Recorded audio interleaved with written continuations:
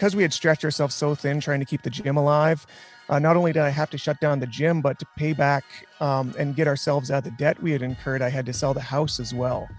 So we ended up doing that. I'm a single income provider for a family of 6, so it was not an easy decision to make. I was down to like $80 left in my business account, and I need to make up like $8,000 within 2 weeks. Kind of nothing breeds innovation like necessity. And that's just a human experience, that happens in war all the time. Some of the greatest innovations happen out of the, like, existential necessity. And so when you've got to provide for yourself and especially for your family, you just will. There's anybody who fails that test probably shouldn't be a parent, to be honest, because that's your job. And you don't get to say, I'm not going to make it this month. You just do. And so that's been the experience, and it's been up and down. Thankfully, we're on up right now. But, I always try to remember that things are never as good as you think they are and never as bad as you think they are. Ladies and gentlemen, welcome. It is another episode of the Budo Brothers podcast, and we have a special guest. We were introduced to this gentleman through one of our homies, Eli Knight, and he has an amazing story. It has been a crazy set of events, and we're not going to ruin anything until we get into the podcast, but he is big in the jiu-jitsu space. He has an Instagram channel, Because Jitsu. He trains all the time. He's a fellow Albertan, and ladies and gentlemen, we'd like to welcome to the show, Drew Weatherhead. Welcome. Hey, thanks for having me, guys. Appreciate it. No worries. Good to have you on. And if you're not following Because Jitsu, it is a great follow. So definitely, I often get a good kick out of you're a killer memester. Memes are amazing. Yeah. You got it. A meme monster. Yes. The technical term is meme lord, but I'll take any of those. Oh, meme lord. I've never heard of that one, but yeah, that's lord. good. You are a meme lord. Yes. Dynasty. I think it's run under feudal rules. Oh, anything goes. Wicked. Well, we wanted to bring you on the podcast because since COVID has started, you have had a roller coaster of events. And if you could just fill our listeners in on what the situation has been like for you lately. Yeah, well, the easiest place to start it is way back in the year 2020, 100 years ago, before everything of recent memory started. This strange event happened where we weren't allowed to touch people anymore, and that makes it really hard on the martial arts business. I was a gym owner at that time. I'd started my own gym about a year and a half before that. So anybody who knows anything about small business is usually the first year is kind of make or break. And we just had sort of gotten over that hurdle. We were getting to the point where our student base was big enough. We're thinking about getting new mats, looking at some bigger spaces, like that next big growth for your gym. And then all the shutdowns started. So this was in Alberta too. So you guys can relate like the chronology of it very closely. But in March, I shut my gym down actually a week before the province required it to, because I was like, yeah, this sounds like it's really dangerous. I got to make sure that I'm not going to put any of my students in trouble or jeopardy. I wouldn't want to be that guy. 2 weeks to flatten the curve didn't really turn out that way. And not at all. The first lockdown lasted about 4.5 to 5 months.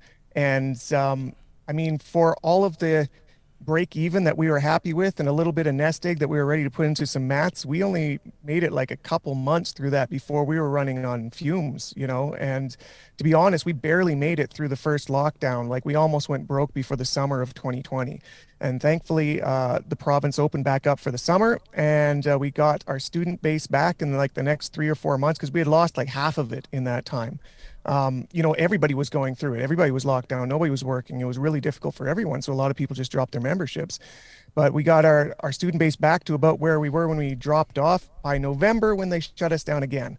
And that was basically the beginning of the end for us, because the second lockdown in Alberta bled into the third lockdown in Alberta, which lasted until June. And come May, like the month before, ironically, before they lifted, we were completely out of gas. And we had been like living on a prayer for about 5 months before that. It was like 16, 17 months of perpetual, indefinite, wait till the next week to see what the rules change lockdown. And I went under, had to shut down the business. It was a real heartbreaker, because like that was 3 years of effort where half of it was pandemic shutdown. It was really, really difficult. And what was I guess worse in the meantime, in the short term, there was not only did I have to, because we had stretched ourselves so thin trying to keep the gym alive, not only did I have to shut down the gym, but to pay back and get ourselves out of the debt we had incurred, I had to sell the house as well. So Wow. we ended up doing that.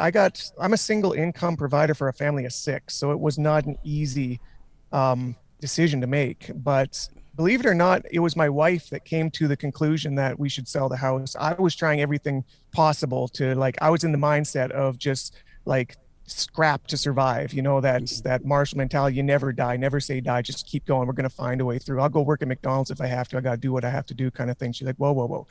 We don't need the house. It's nice to have the house, but if we have to change our living arrangement to be able to get through what we got to get through here, let's do that instead of trying to sacrifice your blood, sweat, and tears over something that's just another mortgage, you know. Mhm. So she sat me down, had that conversation. We decided to downsize into a truck and trailer, and now my whole family lives in a travel trailer that we've been living and traveling in since June of last year when we made this decision to sell the house. And it's almost up on a year now, where we spent 6 months of it down in the States traveling around in the warmer weather because you can't really winter in Alberta in a travel trailer. So yeah, that's been the journey. We're back in Alberta now for a little bit. As fellow business owners who have both lost businesses, it is such an incredibly emotional, stressful time. Like it's almost hard to relate it to somebody who hasn't lost a business. The amount of emotional stress that you're going through, and the anxiety and the pain. What tools did you use to kind of combat that psychologically and to get through that? And how did you kind of piece yourself back together after that loss? Yeah, that's a large arc of the story, to be honest. And to speak to something you just mentioned about the heartbreak of trying to keep a dying business alive, like it seems hyperbolic to say it, but it's almost like you've got a child on life support and you will do anything to keep that thing alive. You know what I mean? Like you'll go to the ends of the earth because you can't, there's no die in it. You know, you can't accept that as a possibility. And it was extremely emotional. It was one of the hardest things I've ever had to do because it wasn't like, if you can get through X number of months, then you're going to make it. It was like, it was never ending. It was the rest of my life as far as I knew. And that really shifted my mentality during that 16, 17-month stint from what was like a mindset of abundance, of thriving, of a future ahead of us, to a full on starvation mindset of just make it to the next month, make it to the next month.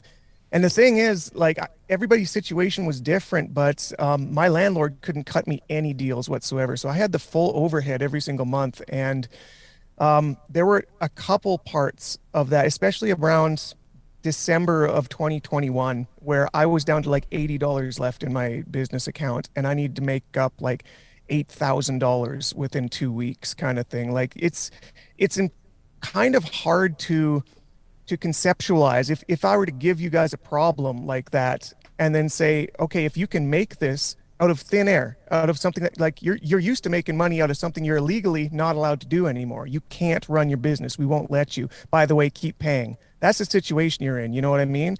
And it built a whole new toolbox into like, I hate this word pivot, but it's really what it was. You know, like everybody says you got to pivot during this pandemic. You know, everybody finds a pivot. It's not really that easy. Pivoting, what it feels like is like doggy paddling in the middle of the ocean looking for land. Like there's no pivot button that you can just sort of, well, it's time to pivot kind of thing. Yeah. And thankfully, the floating debris that I found that I ended up building into something I could use was e-commerce, was taking my jujitsu online and starting to, you know, I didn't have anything on BJJ Fanatics. I didn't have anything on Jujitsu X. I didn't have like a built site or something that I had a name behind. Like my online presence at that point was a meme page. I was the joke guy. You know, nobody knew I was a BJJ black belt as well. And so my name didn't carry any weight when it came to instructionals. And I had to build that from scratch.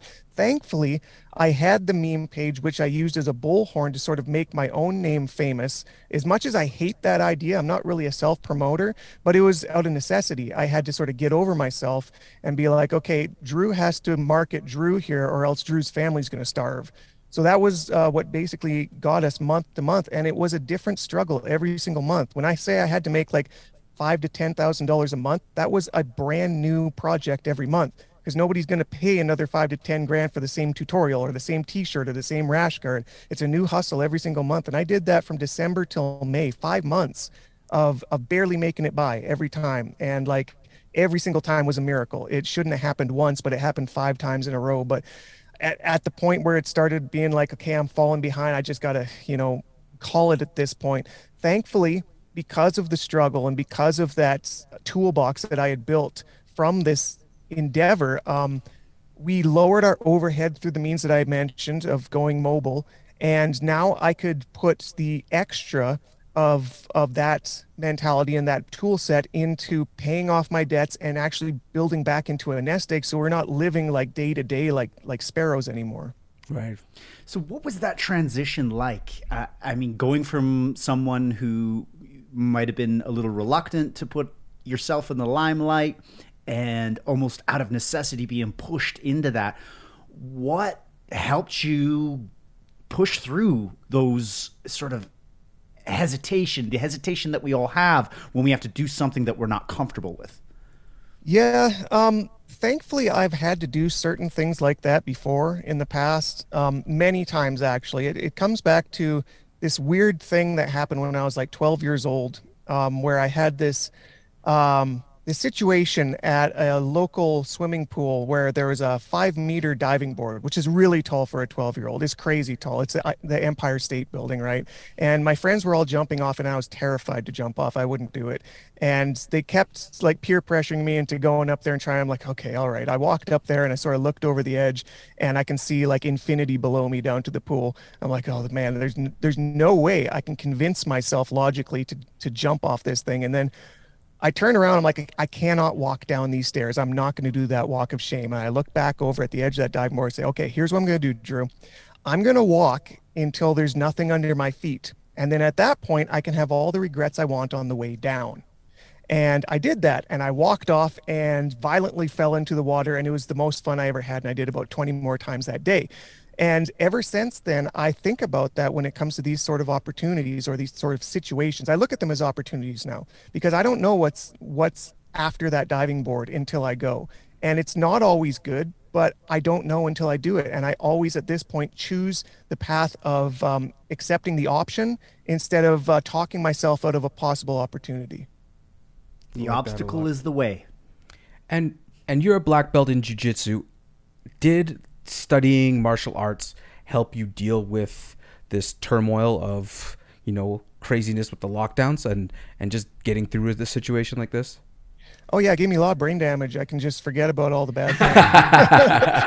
No, but realistically, CTE aside, it's absolutely a toolbox in and of itself. Like any martial artist that's been in any martial art for any amount of time, I don't care if it's full contact, I don't care if it's Tai Chi, it builds a philosophy into you. And there's this interesting thing that happens when you get to any black belt in any art is they tend to look, they're very surgical about their technique and they know what they're talking about in their wheelhouse, but they all seem to start waxing philosophical, and it all comes back to like life and the road and the path and the journey. And I don't think that's by accident. I think that it really builds a worldly philosophy into you that you can see the big picture and not feel like you're being dwarfed by the moment. Very cool. And so, where are you at now with you sold your house? You've been chipping away at the debt. Where are you at now? Uh, Thankfully, I'm just about to pay off the last of my debt in about the next month, which is great. That's been like a year coming, but been working away at that. To be honest, man, it's up and down. It's all like I'd love to say it's all ups at this point, but it hasn't been. Like there's some points driving through the States where we were again getting really, really low on our reserves for money. And I just gotta, nothing breeds innovation like necessity. And that's just a human experience, that happens in war all the time. Some of the greatest innovations happen out of the like existential necessity. And so when you've got to provide for yourself and especially for your family, you just will. You like there's anybody who fails that test probably shouldn't be a parent, to be honest, because that's your job. And you don't get to say, I'm not going to make it this month. You just do. And so that's been the experience. And it's been up and down. Thankfully, we're on an up right now. But, I always try to remember that things are never as good as you think they are and never as bad as you think they are. And as far as creativity goes, what were some of the most creative moves that you think that you would have never thought you did that you pulled out of the hat in this last little while? Oh yeah, the one that sticks out head and shoulders is the NFT game. So I got into NFTs kind of at a little after the peak, to be honest. I was still early as far as jujitsu was concerned. I was the first one to really do a major collection in jujitsu, period. Tom DeBlas had released one about a month before me, but it was kind of like a third party thing that somebody set up for him. I did this whole thing myself and I did research on it for like 5 months and I did all my own art and I did, the whole promotions by myself. It was a one-man gig for sure. And I did everything the hard way. There's a lot of lessons I learned about how to do it if I had to do it again. But very, very interesting field right now that nobody really knows where it's going to go. I don't know. People didn't believe it was anything when it happened for me. And it did happen. And we ended up selling out my collection in a week.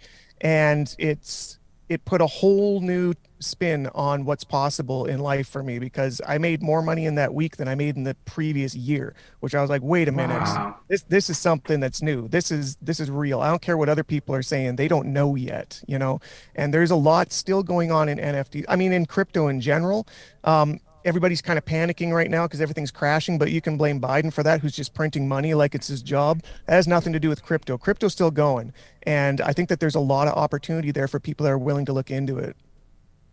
That's so cool, being so resourceful. And did you know nothing about the crypto space before that and just like decided to learn it all on the fly and release this collection?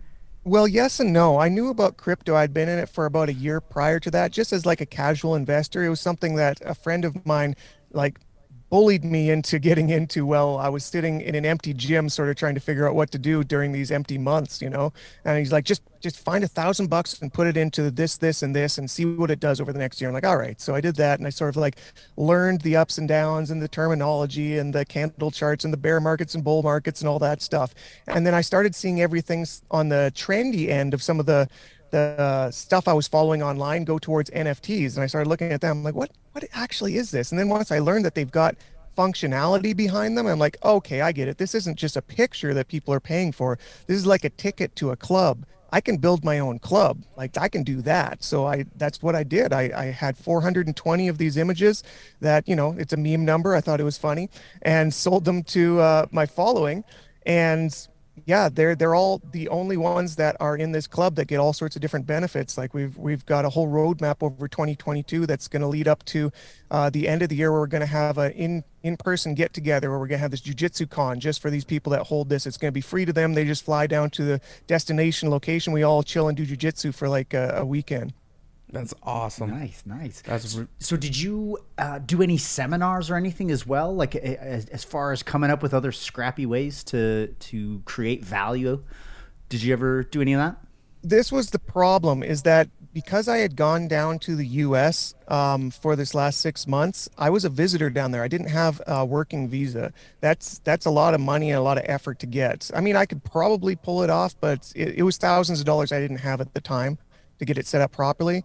And so I went down with the only option to make money was through my Canadian corporation online. Because I mean, anybody can buy anything online from anywhere. It's called a digital nomad life, right? Where you have your business based in Canada in this case, but I'm down in the US living, but selling through the internet into my Canadian corporation. I couldn't actually work in the US, as it were. So if I was running seminars for pay, like I did a couple pro bono ones just for fun because I was at some friends' gyms, but no, like seminars were not an option for me as far as an income was concerned. And I can only imagine what it's like driving around the U.S. for 5 months with 5 kids and a wife.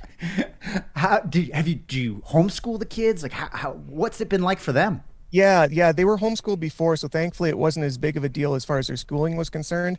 It is different in that they didn't have any stable friend groups, which was, that was definitely something they missed because they missed all their friends in Alberta, and they would see them over Zoom and they would talk to them on the iPad and stuff like that, but it wasn't really the same. You'd make friends from campsite to campsite, but man, we went through 17 states and 36 campgrounds in 6 months.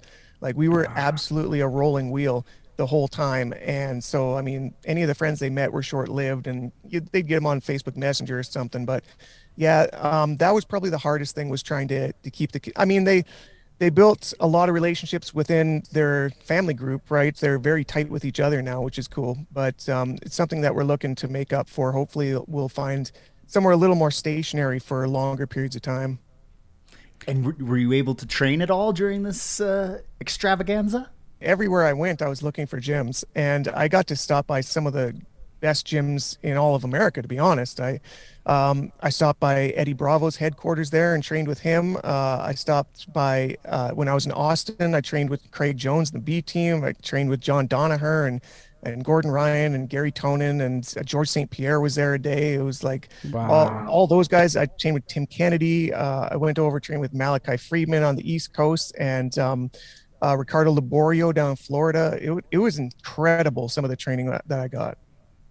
That's unreal. That sounds like the best vacation ever. So now that you've been to more states than like most Americans have, what would any of them stand out? Any of them where you could be like, man, I could definitely live in this state? Like, is there one that like kind of is above all the others for you? Yeah, well, this was part of the journey was trying to figure that out for ourselves. Like part of it was we want to see a whole bunch of different places and see if any of them vibe with our family. If it comes to the point that we want to set down roots in this country instead of Canada, because to be honest, Canada hadn't been very good to us in the previous year and a half, and so we were looking for greener pastures in a lot of ways. Um, and there were like what's interesting about the states compared to Canada, any of the Canadian listeners will realize this probably more than the American ones do, but Canada is very homogenous federally. Like we do have a bunch of different provinces with a bunch of different provincial rules and stuff, but really it's pretty the same across the board. If you go state to state in the US, you might as well be going country to country. They are so different one to the next. And it was incredibly obvious during the pandemic, too, because you would go in and out of lockdowns as you cross state borders as if it was a whole different reality. Like there was different like paradigms that you would go into one to the next. And I was surprised, to be honest, some of the states that took it like way overboard. Like one of the ones that blew my mind was Georgia. I thought Georgia being deep in the South, a lot of the South states sort of bucked the trend when it came to lockdowns. They were one of the most locked down places I went to. Atlanta was terrible. Florida was wide open, crazy wide open. And like New Mexico was really shut down as well. California wasn't as bad as some people thought. I think that California, a lot of people were sort of playing their cards what politically they had to online to save face, and then they just go train in the background. They didn't tell anybody they were training the whole time, but everybody was training the whole time down there. And that's the one thing about California. You cannot take the martial artists out of California. Yeah. It is a mecca. California is one of the meccas in the world for martial arts, definitely.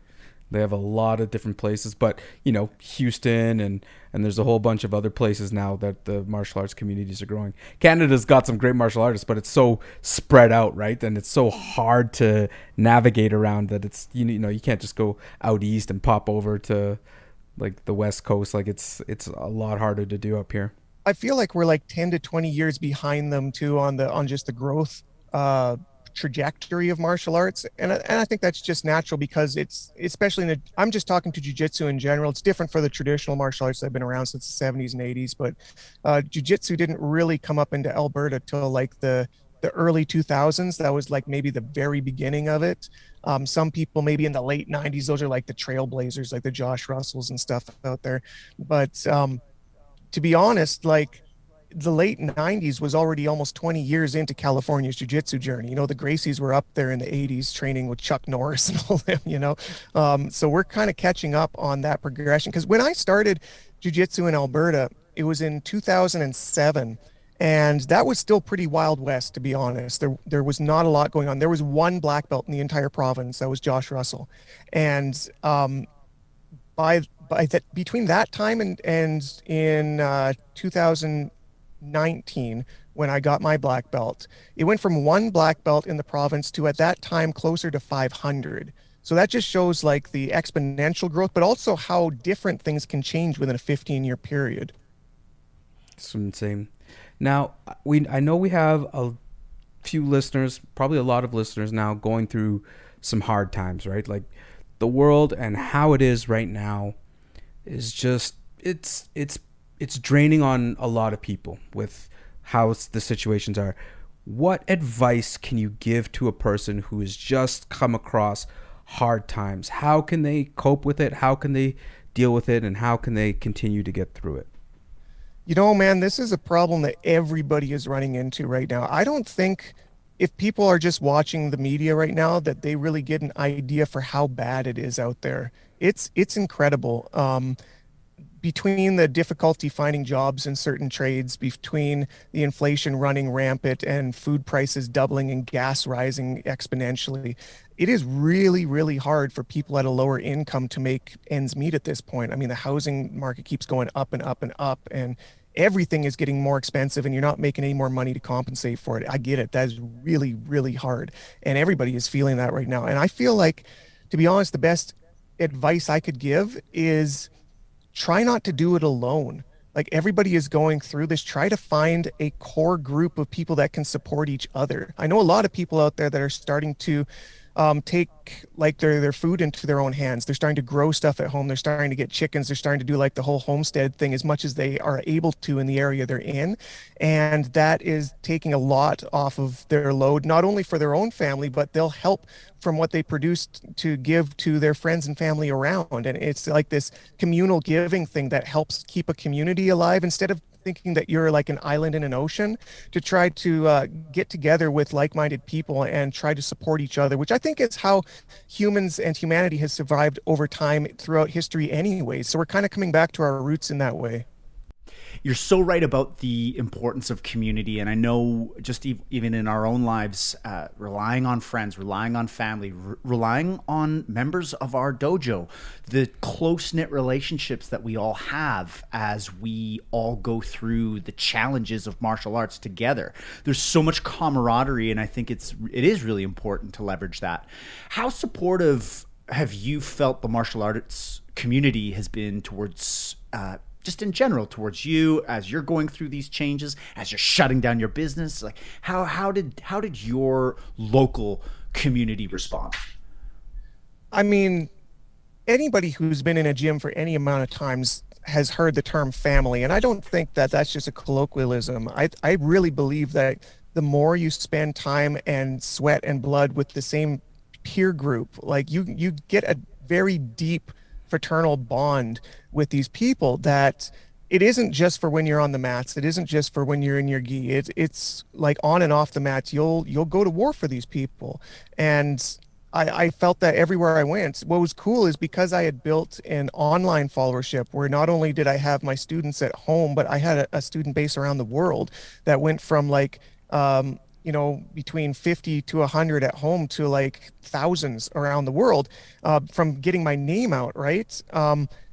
It was really encouraging as I went place to place, just popping up in random towns and throwing it out there that I'm in the town, and they'd be like, come by to this gym, come by to this gym, come by to this gym. And everybody was open doors. I probably saw like 50 different affiliation types, on the road. And I don't feel like any of them were closed doors, which is really interesting considering that's not always been the case with some martial arts, but it really does feel that way in jiu-jitsu. Like it's as much as we have teams that fight each other internally, for podiums and stuff, when it comes down to jiu-jitsu as a whole, we're all doing the same thing. And I think that really bleeds through as you come to rely on it. Very cool. Awesome. So kind of wrapping this up now, what's the future plans? What's in store? Kind of fill everybody in what you got on the go next. To be honest, guys, the details are always kind of made up on the fly. That's kind of been the tempo that I've gotten used to. And the broad strokes are really more what guide me from day to day, month to month. And those all stem around like single decisions. So there was a single decision at one point that we had to shut down the gym and go into a trailer. That was it. And I knew that that was the decision and I stuck to it. And everything that came after that, we just, took the punches and rolled with them as they came. And it's kind of the same thing at this point. We're back in Canada now. And due to the political climate here, we're not actually allowed to go back across the border with federal mandates that are in place right now. And so we'll deal with that as we have to. And we'll figure out the goal is like, continue this lifestyle until something else comes along, and we'll figure our way around. We have up to this point, and I don't care what the government wants to say. We'll make it work. We'll figure something out.